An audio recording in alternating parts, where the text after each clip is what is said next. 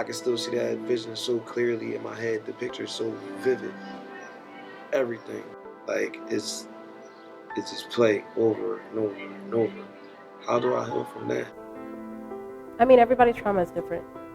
I've had my really, really low moments where it just feels like, what am I here for? When you constantly think about that or you bring it up in conversations, that's you not being able to get past it. And that's what trauma does. It leaves you in that moment, it leaves you in that space. If you're in a neighborhood, where every day it's a shooting, you can feel like it's a space where you can't escape.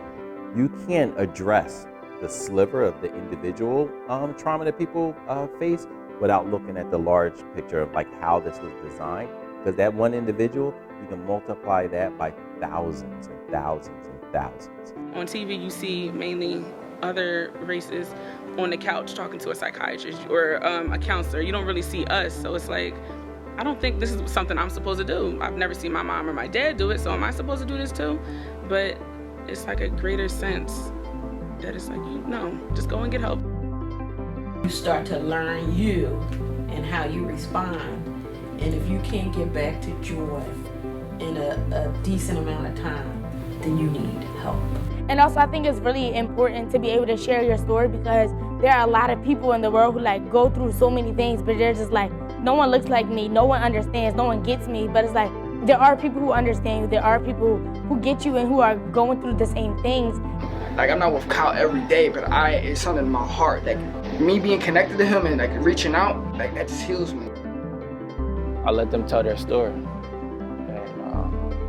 I validate it.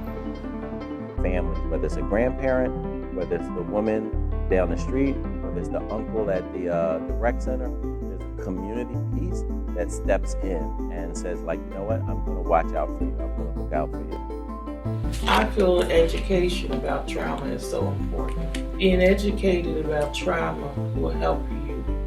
I spent the larger part of my life living in a hyper-masculine phase that I thought was okay. So I did the fighting in middle school, been thrown out of schools and stuff like that. So that's when I kind of found sports, and that's when I started to try to move away from that behavior and be an individual.